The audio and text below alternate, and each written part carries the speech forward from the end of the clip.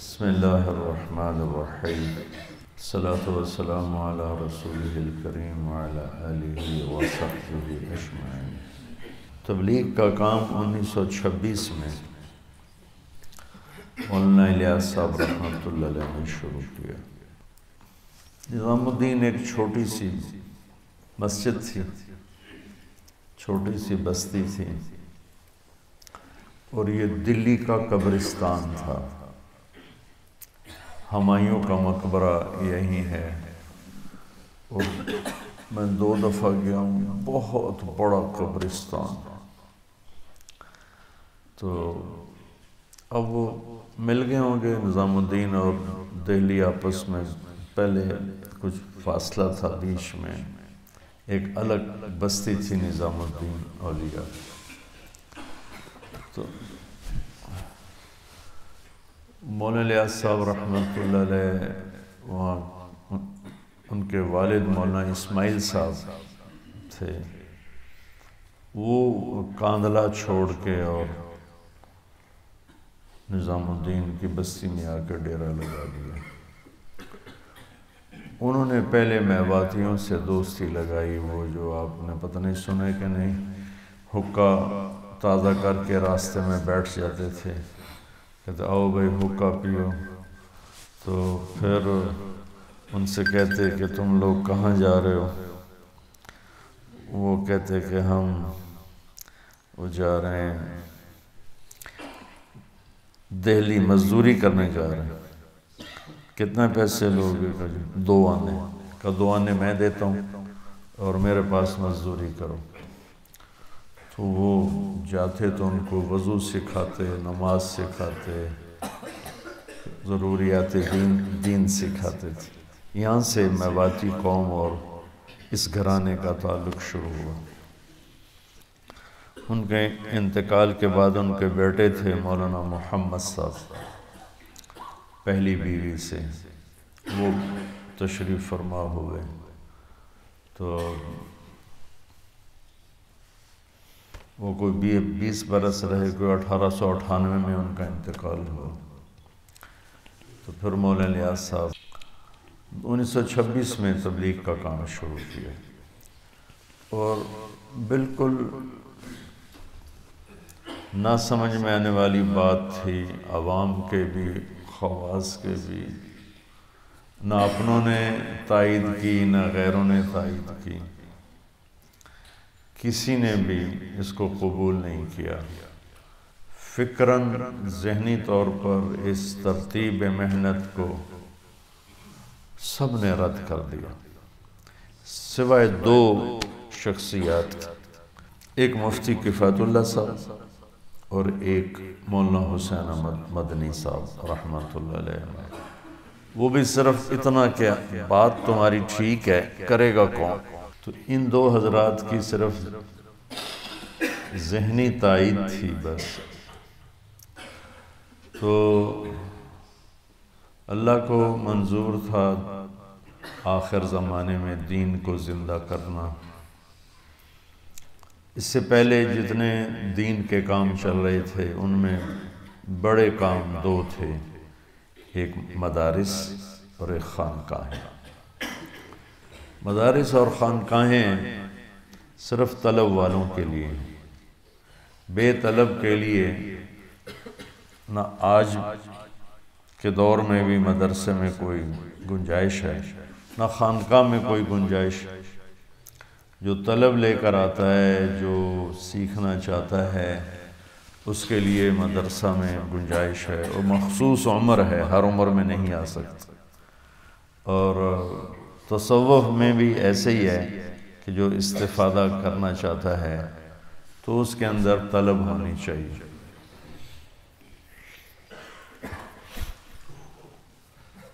تو طلب والا معاملہ بہت ٹھنڈا پڑ چکا تھا، اور بے طلب لوگ بہت زیادہ تھے، اور انگریز کی 100 سال حکومت نے دین سے ویسے ہی فاصلے پیدا کر دیے تھے۔ تو پھر اللہ تعالیٰ نے مولانا الیاس صاحب کو یہ رخ سمجھایا کہ خود چل کے جاؤ۔ یہ سارا کام الہام ہوا۔ تو میواتیوں میں پہلے محنت شروع کی، ان پڑھ لوگ میواتی۔ جس جماعت کو حضرت تھانوی کے پاس بھیجا تھا مولانا صاحب نے، اس کے ایک صاحب جو لمبی عمر پائی، زندہ رہے، میں نے ان کی زیارت کی، میاں جی دین محمد میواتی تھے، اور ایسے داعی تھے جب وہ اللہ کو بولتے تھے نا دل ہلا کے رکھ دیتے تھے، اور رہتے تھے قصور کے پاس، لیکن پتوں کی تک اپنے گدھے پہ جایا کرتے تھے، لاہور جاتے تھے اپنے گدھے پر، ساری زندگی کھوتے کی سواری۔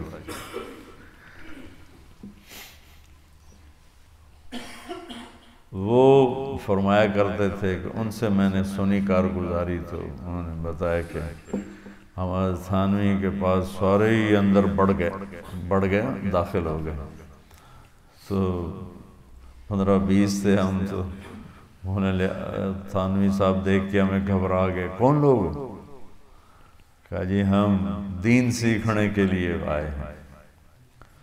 تو تھانوی صاحب ناراض ہو گئے رحمت اللہ علیہ، کہ دین یوں سیکھا جاتا ہے؟ وہ تو بڑے نازک مزاج تھے نا، فوری ٹوکنا، فوری تنبیہ کرنا، یہ ان کا ایک خاصہ تھا جو انہیں کو تھا۔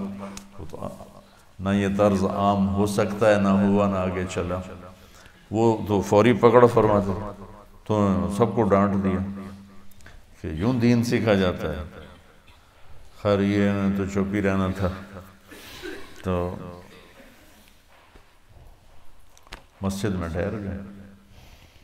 تو عصر کے بعد جب گشت ہوا تو اس میں حضرت تھانوی نے جستجو کے طور پر نا تجسس، مولانا ظفر احمد تھانوی اعلیٰ السنن والے، ان کے بھتیجے بھی تھے اور خلیفہ بھی تھے، ان کو کہا ان کے ساتھ جاؤ۔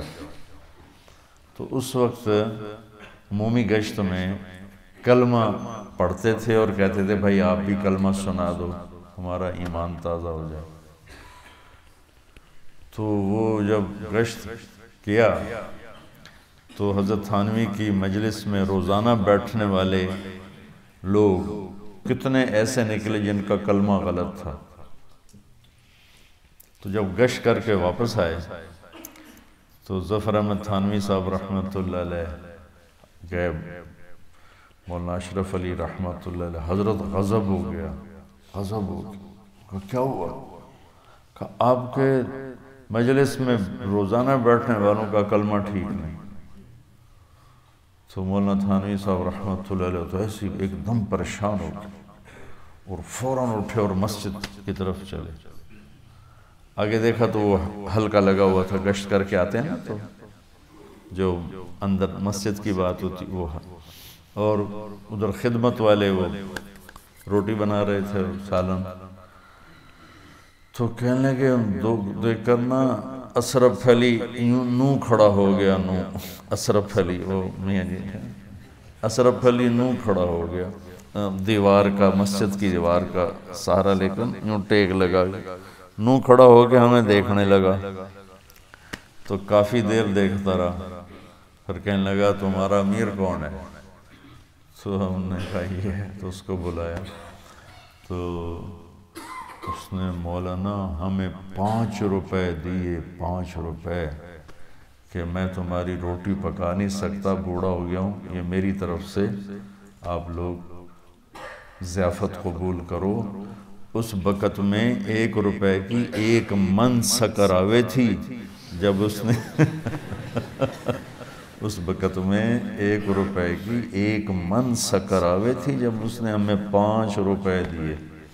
وہ 5 روپے میں 50 آدمی روٹی کھا سکتے تھے، 2 آنے میں تو 1 آدمی کھانا کھا لیتا تھا، 1 آنے کی روٹی 1 آنے کا سالن، اس طرح۔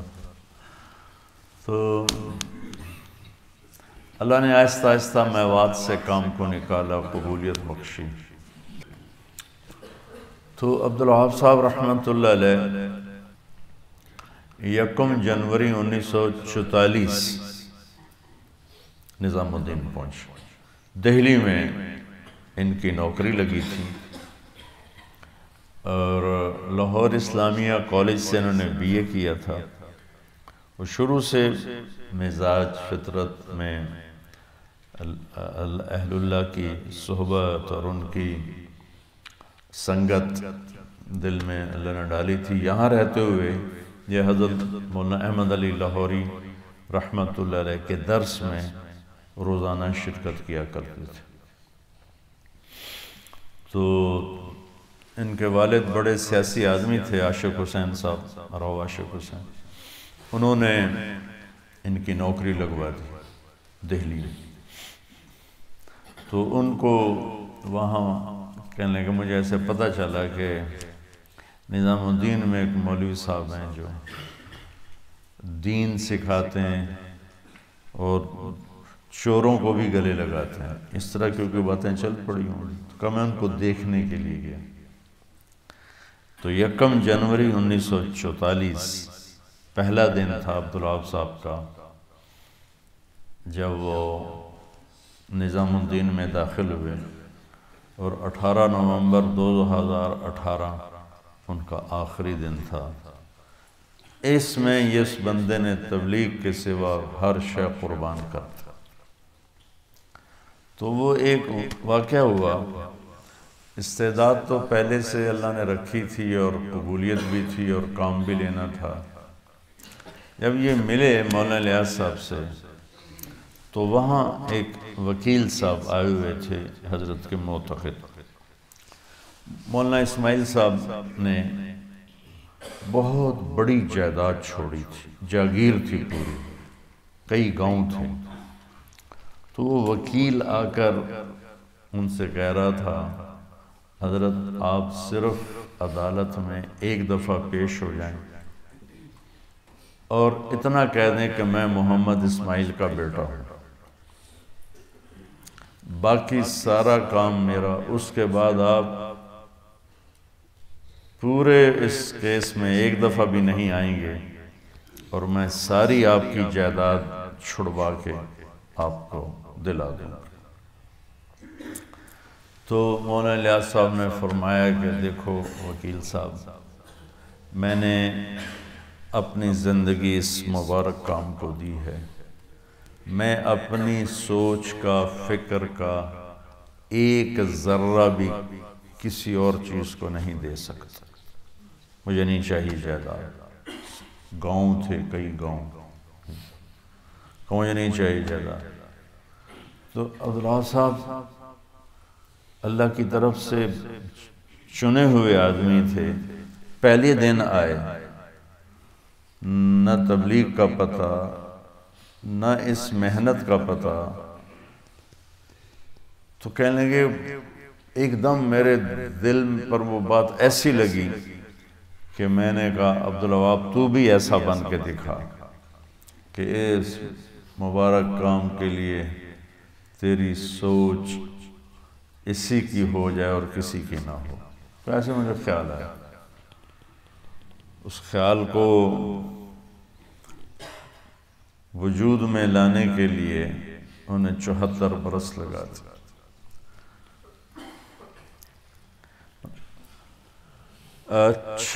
چھ مہینے مولانا الیاس صاحب کی صحبت نصیب ہوئی، آخری 6 مہینے، لیکن ان کی مثال تھی ابو ہریرہ جیسے کہ حضرت جی مولانا انعام صاحب تو بچپن سے موت تک ساتھ رہے، مولانا سعید خان صاحب 4 برس ساتھ رہے، اور ان کے ساتھ ہی مولانا الیاس صاحب کے لمبا زمانہ صحبت کا پایا۔ عبدالوہاب صاحب نے صرف 6 ماہ پائے، لیکن سب سے زیادہ مولانا الیاس صاحب کی باتیں عبدالوہاب صاحب سنایا کرتے تھے۔ مولانا انعام صاحب کی تو ویسی عادت بہت کم بولنے کی تھی۔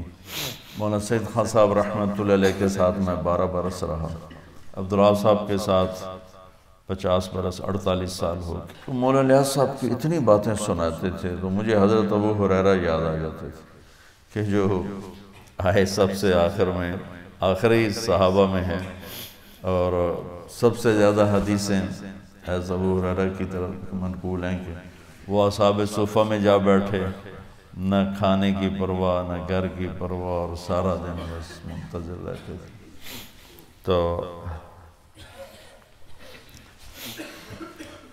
1944 یکم جنوری تو مولانا الیاس صاحب رحمۃ اللہ علیہ کا کس مہینے میں 6 ماہ تو سمجھو جون یا مئی جون کا مہینہ تھا جب مولانا الیاس صاحب کا انتقال ہوا، اور مولانا یوسف صاحب رحمۃ اللہ علیہ امیر بنے۔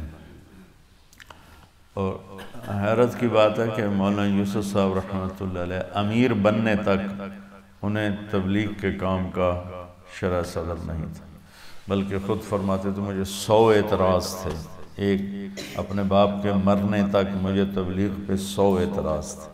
وہ علمی لائن کے آدمی تھے، لکھنا پڑھنا یہ ان کا مشغلہ تھا، ذوق تھا۔ طحاوی شریف جیسی کتاب کی شرح 22 سال کی عمر میں لکھ دی، کمال کر دیا۔ تو مولانا یوسف صاحب امیر بنے تو وہ نسبت کا انتقال جو ہوتا ہے وہ اللہ نے وہ کیا۔ مولانا منظور نعمانی صاحب رحمۃ اللہ علیہ مولانا زکریا صاحب سے ملے اور ان سے کہا کہ لگتا ہے مولانا الیاس صاحب کا آخری وقت ہے، تو اب آگے کیا ہوگا؟ تو مولانا زکریا صاحب نے فرمایا کہ کبھی تو ایسا ہوتا ہے کہ جب ایک کوئی اللہ کا بندہ دنیا سے جاتا ہے تو اس کی جگہ لینے والا کوئی نہ کوئی تیار ہو جاتا ہے، تو وہ اس کی جگہ لے لیتا ہے۔ کبھی ایسا ہوتا ہے تیار نہیں ہوتا ہے کوئی بھی، اچانک اللہ اس کی نسبت کو کسی کی طرف منتقل کرتا ہے اور اس کی جگہ لے لیتا ہے۔ تو مولانا زکریا صاحب نے فرمایا کہ میں نہیں دیکھتا ہوں کوئی مولانا الیاس کی جگہ لے گا، مولانا الیاس کے آخری سانس ہیں اور کوئی ایک آدمی ان کی جگہ لینے والا میری نظر میں نہیں ہے۔ لیکن جس طرح چچا جان سگے نہیں دوسری بیوی سے مولانا یحییٰ صاحب پہلی بیوی سے، مولانا الیاس صاحب دوسری بیوی سے، جس طرح چچا جان نے زندگی گزاری ہے، مجھے لگتا ہے کہ اللہ ان کی اس محنت کو ضائع نہیں کرے گا، اور یہاں دوسری چیز ظاہر ہوگی کہ نسبت منتقل ہوگی۔ اب وہ جس کی طرف بھی منتقل ہوگی وہ یہ جگہ سنبھال لے گا۔ تو پھر مولانا الیاس صاحب رحمۃ اللہ علیہ نے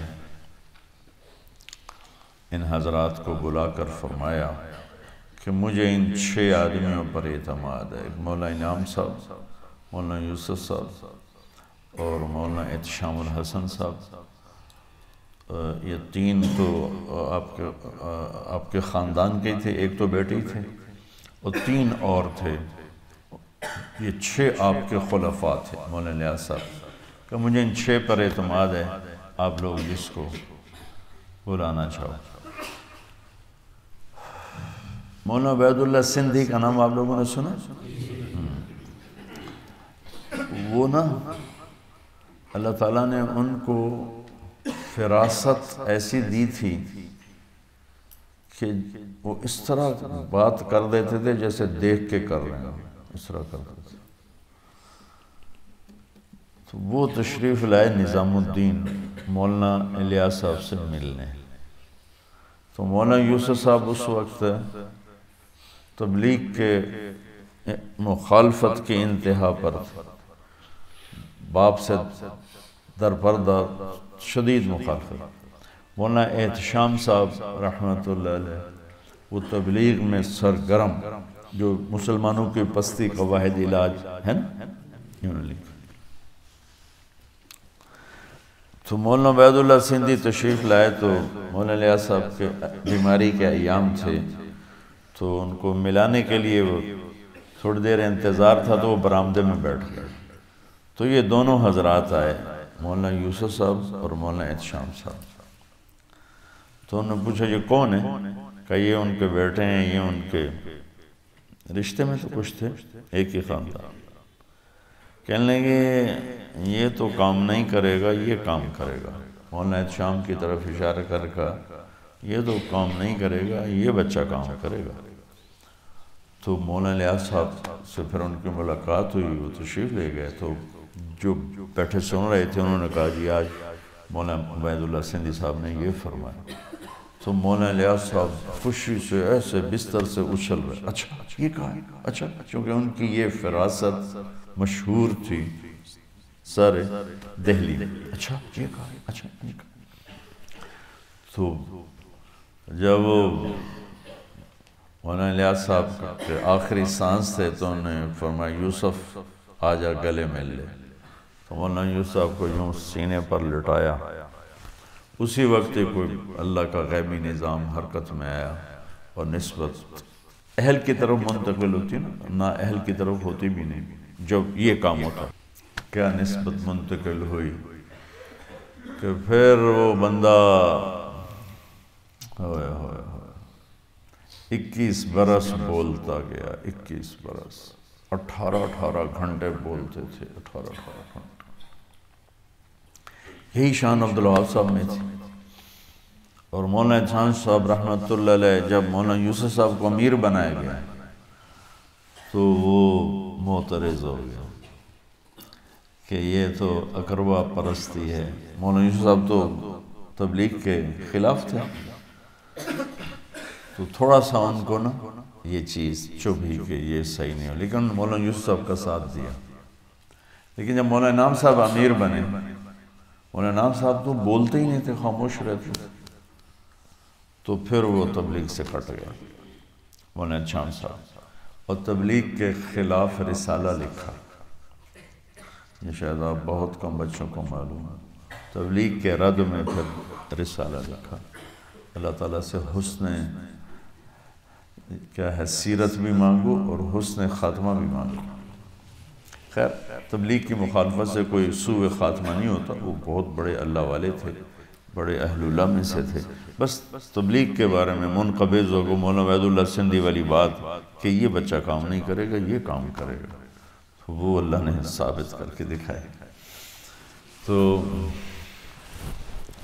مولانا لیاس صاحب کے مرنے پر عبدالوہاب صاحب نے نوکری سے استعفیٰ دے دی اور نظام الدین آ کے پڑھ گئے۔ تو ان کے باپ آئے اور مولانا یوسف صاحب سے کہا کہ یہ دیوانہ ہو گیا ہے، اس کو گھر بھیجو، نوکری چھوڑ دی۔ تو مولانا یوسف صاحب نے ان کو بلایا اور کہا بھئی جاؤ نوکری کرو، اور ان کے باپ کو خوش کیا۔ اچھا وہ چلے گئے تو بلا کے کہا ڈٹے رہو، ڈٹے رہو۔ اگر ان کو نوکری پر بھیج دیتے تو آج عبدالوہاب یہ عبدالوہاب تو نہ ہوتا۔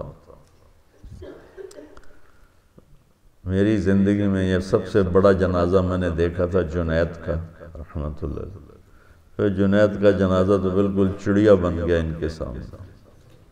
توبہ توبہ توبہ، اگر سارے لوگوں پہنچ جاتے جو رہ گئے ہیں تو یہ رائمنڈ کا جتنا میدان ہے نا، اس میں کھڑے ہونے کی جگہ نہیں ہونی تھی، اتنے لوگ آ رہے تھے۔ تو باپ نے ان کو پھنسانے کے لیے ان کی شادی کی اجازت چاہیے مولانا یوسف صاحب سے۔ انہوں نے کہا بھی شادی تو کرو، سنت۔ عجیب بات بتاؤں، شادی کی اور پہلی رات ہی بیوی سے کہا مجھے ایک کام کرنا ہے، جب تک دنیا میں ہدایت نہ آئے میں نے کسی کام میں نہیں لگنا، تو مجھے معاف کر۔ لیکن اللہ لوگوں کو چنتا ہے جب کسی کام کے لیے، پھر ان کو اسی میں وہ گم کر دیتا ہے۔ عبدالوہاب نہ ہوتے تو رائمنڈ کا مرکز نہ ہوتا۔ ایک آدمی کے سر پہ صحرا ہے رائمنڈ کا مرکز، ایک۔ تو پھر نظام الدین میں ڈیرے ڈال لیے۔ فرمایا کرتے تھے ایک جوڑا ہوتا تھا تو وہ میلا ہو جاتا تو میں رات کو غسل خانے میں جا کے اسے دھوتا، اور دھو کے پھر اسے گیلے کوئی پہن کے آ کے مسجد میں پنکھے کے نیچے بیٹھ جاتا تھا، پھر پنکھے کی ہوا سے وہ جوڑا خشک ہوتا تھا، دوسرا جوڑا میرے پاس نہیں ہوتا تھا کہ میں ایک دھو لوں اور ایک پہن لوں. اس طرح صورتحال بنی. 2-3 سال میں چلتے انڈیا میں تو ایک فضا بن گئی. میوات کے باہر بھی کام چل پڑا. 47 میں ملک تقسیم ہوا تو بہت سے لوگ وہیں رہ گئے، بہت سے آ گئے. تو مولانا یوسف صاحب رحمۃ اللہ علیہ نے فرمایا کہ پاکستان کون کام کو اٹھائے گا.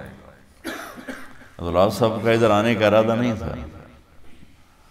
اب بھی ان کا خاندان ادھر ہے کافی. تو پاکستان میں کام کو کون اٹھائے گا؟ تو عبداللہ صاحب نے کہا کہ میں کروں گا. انہوں نے کہا ٹھیک. تو ایک عبدالخالق صاحب تھے، ایک شفیق صاحب تھے، ایک عبداللہ صاحب تھے. یہ 3-4 اس وقت نوجوان تھے. ان کو آپ نے تیار کیا کہ تم یہاں سے جاؤ اور پاکستان جا کے کام اٹھاؤ. تو جس ٹرین میں یہ تھے، ہر اسٹیشن پر اسے سکھوں نے قتل و غارت کا نشانہ بنایا. یہ جس ڈبے میں تھے، یہ جب ٹرین اسٹیشن پر آتی یا ٹوائلٹ میں چھپ جاتے تو سکھ یا بلوائی کٹھے ہوتے اس ڈبے کے سامنے، اور آدھے ادھر حملے کے لیے جاتے، آدھے ادھر اس ڈبے کو چھوڑ جاتے. تو دہلی سے لاہور تک جتنے اسٹیشن آئے، ہر اسٹیشن پر یوں ہوتا تھا، یہ ٹوائلٹ میں چھپ جاتے اور عین ان کے ڈبے کے سامنے سکھ جمع ہوتے، آدھے ادھر کور کرو، آدھے ادھر کور کرو. یہ ڈبہ یوں اللہ نے چھپا دیا کہ وہ ادھر بھی انہوں نے لاشیں گرا دی، ادھر بھی لاشیں گرا دی. اور ایک ہندو کے دل میں اللہ نے رحم ڈال دیا.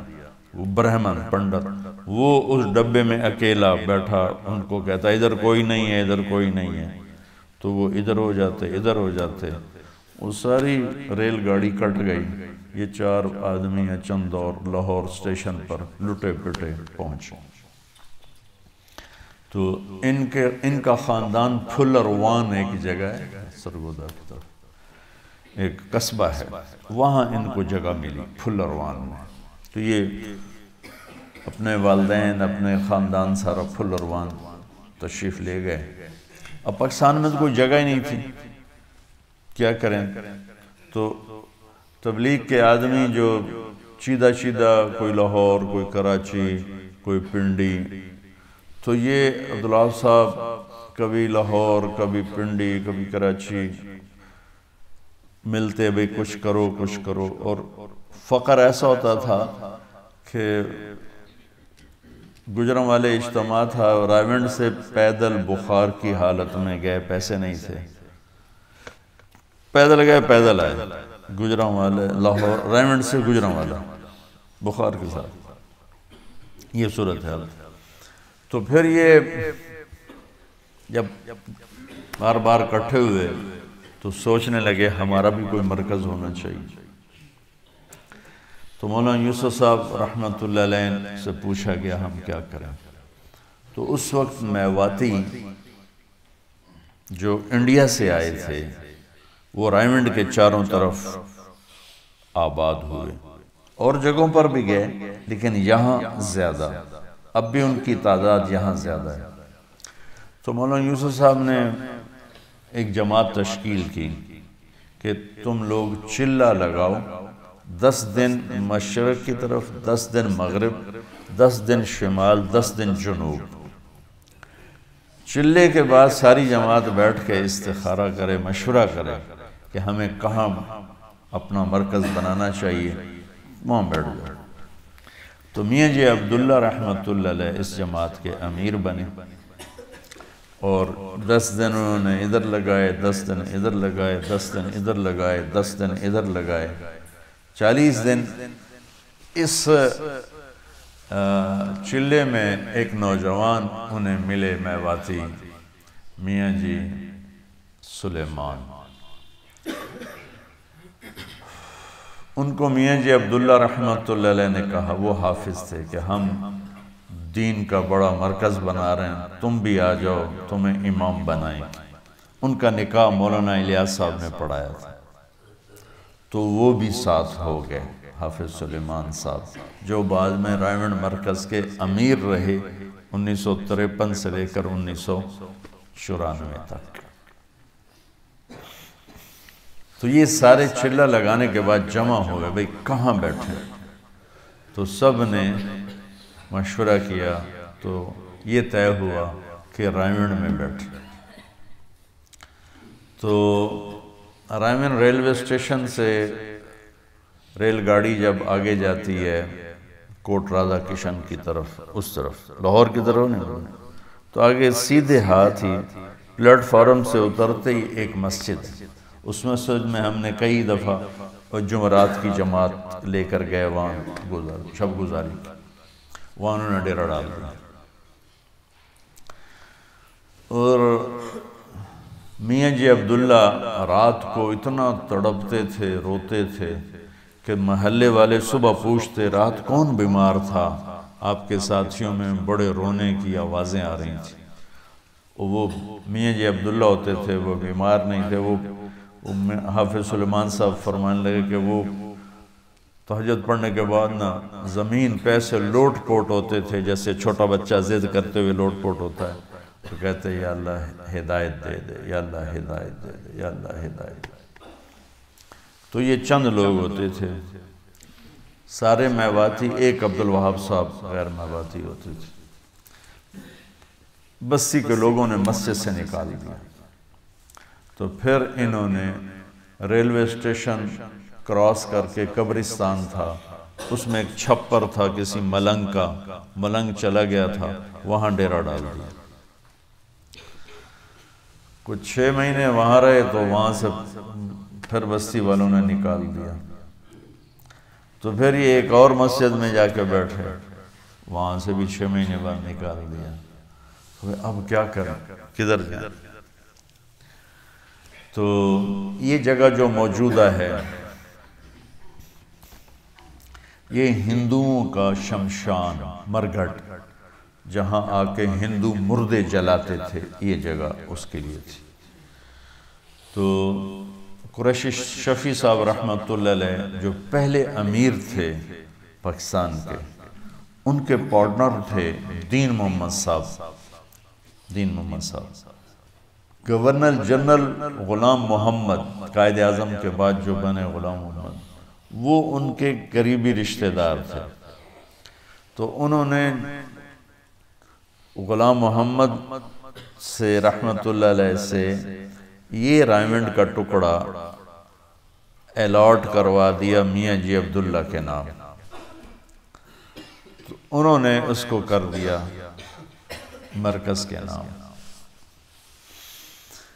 تو جب اس طرح یہ مسلسل نکالے گئے تو 1951 میں یہ سارے 15 شعبان کو جمع ہوئے، جتنے بھی پرانے لوگ تھے، چند 15-20، کبھی مشورہ کرو کہ اب مرکز بنایا، کبھی ادھر جاتے ہیں کبھی ادھر جاتے ہیں۔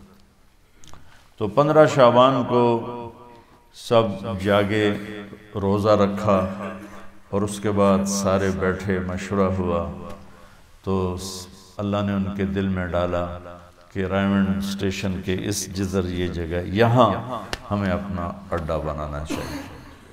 اور ادھر یہ جگہ الاٹ بھی ہو گئی تھی میاں جی عبداللہ کی طرف سے، تو انہوں نے آگے دے دی۔ تو یہاں ایک چھپر بنا لیا، اور اس میں یہ سارے مل کے بیٹھ گئے۔ 51-52 9 جولائی 1953 پہلا اجتماع طے ہوا، مولانا یوسف صاحب کی آمد، اور میواتیوں میں یہ شور مچا ہوا تھا کہ مولانا یوسف صاحب آ رہے ہیں، سب کو واپس لے جائیں گے ہندوستان۔ جو یہاں سے ادھر گئے ان کا وہاں دل نہیں لگتا تھا، جو وہاں سے ادھر آئے ان کا یہاں دل نہیں لگتا تھا۔ وطن چھوڑنا کوئی آسان تو نہیں ہوتا ہے۔ 82 کی بات ہے، میں انڈیا گیا اکیلا، ٹرین میں تھا تو جالندھر سے رش چڑھا، لوگ کھڑے ہو گئے، تو ایک نوجوان سا تھا، وہ جوان تھا، نوجوان تو نہیں تھا، وہ کھڑا ہوا تھا،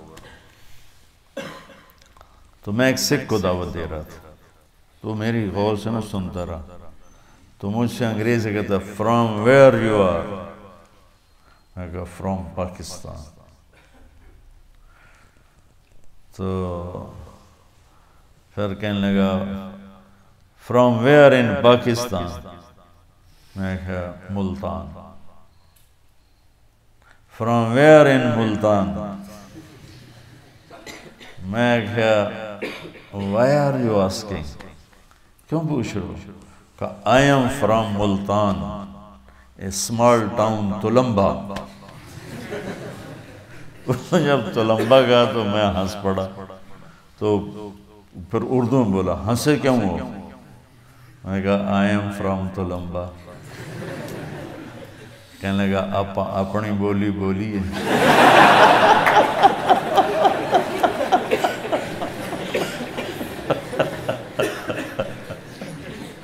کہنے لگا اتنے تو ساڑی کوئی جاندہ ہی کوئی نہیں، آپ اپنی بولی بولیے۔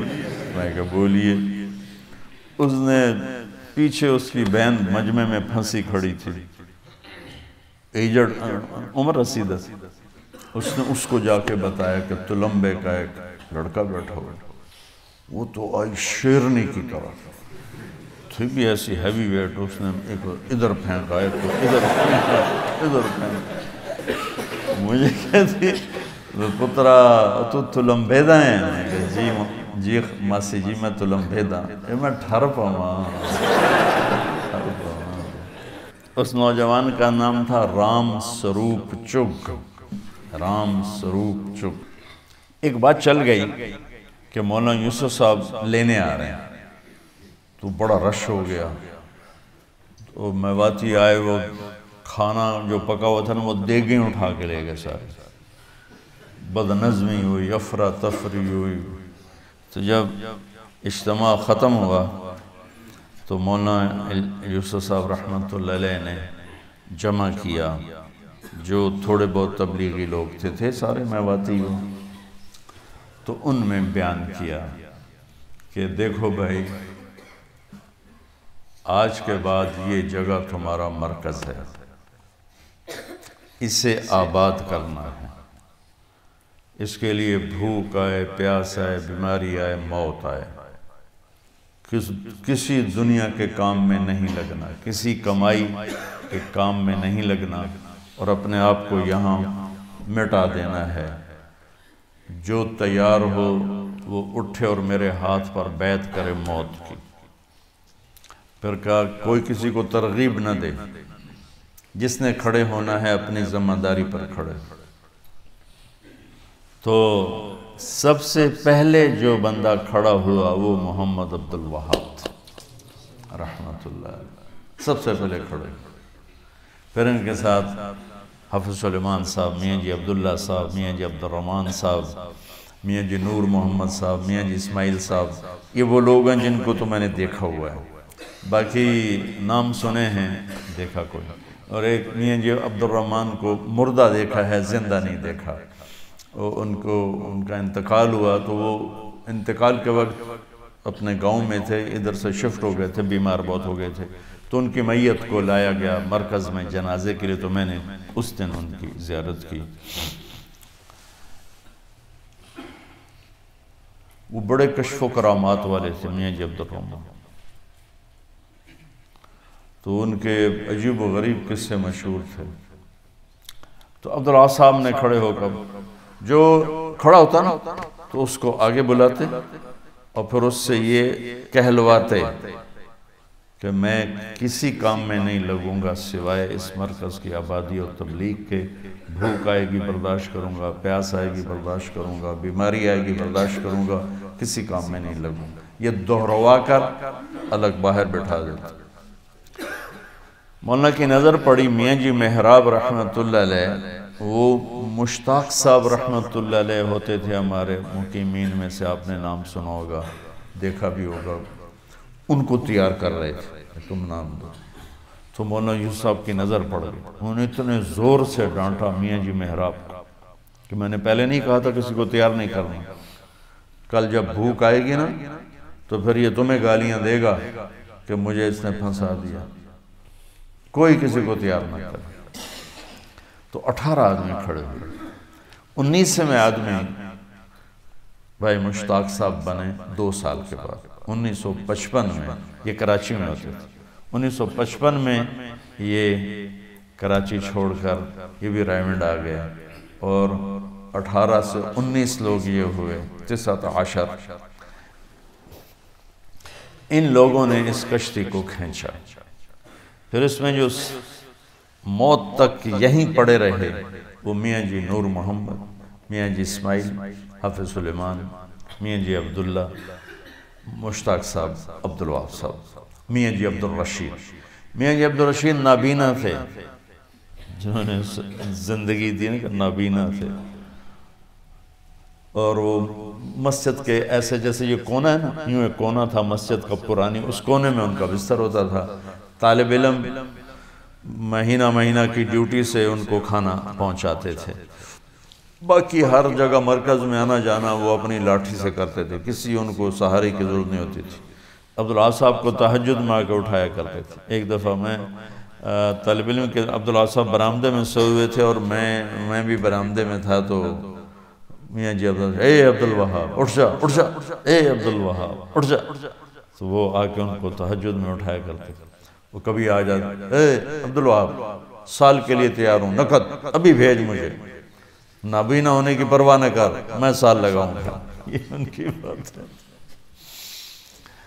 تو بچوں، ان 18 لوگوں میں سے جو سب سے زیادہ قربان ہوئے وہ عبدالوہاب صاحب، کیونکہ میاں جی نور محمد تھے، میاں جی اسماعیل تھے، سلیمان تھے، میاں جی عبداللہ، ان سب کے گھر اسی رائمنڈ کی بستی میں بن گئے تھے، یہ اپنے بچوں سمیت تھے۔ میاں جی نور محمد، میاں جی اسماعیل حفظ پڑھاتے تھے، حافظ سلیمان صاحب امام تھے اور حفظ پڑھاتے تھے، تو جو سب سے زیادہ چکی میں پسا ہے وہ عبداللہ صاحب، کہ نہ دن دیکھا نہ رات دیکھی، نہ اپنے آپ کو دیکھا، اتنا مجاہدہ زندگی میں نے کسی انسان کا نہیں دیکھا، اور فنائیت تھی مولانا الیاس صاحب والی، آنکھوں دیکھا بتا رہا ہوں کہ لقمہ سالن میں ڈبو کے یہاں لائے ہیں اور بات شروع کی ہے، تو لقمہ ہاتھ میں پونا گھنٹہ رہ گیا، سالن کوئی 10 دفعہ خادم اٹھا کے لے گیا، گرم کر کے لا کے رکھتا ہے، وہ پھر ٹھنڈا ہو جاتا ہے، وہ پھر جاتا ہے گرم کر کے لا کے رکھتا ہے، پھر ٹھنڈا ہو جاتا ہے، اور لقمہ ہاتھ میں اور ان کی بات چل رہی۔ تو وہ پھر مشروع بابا جب عبداللہ صاحب کھانا کھائیں تو ان کے پاس کوئی نہیں ہونا چاہیے، یہ اکیلے کھانا کھائیں تاکہ یہ کھانا تو کھا لوں، کھانا نہیں کھاتی۔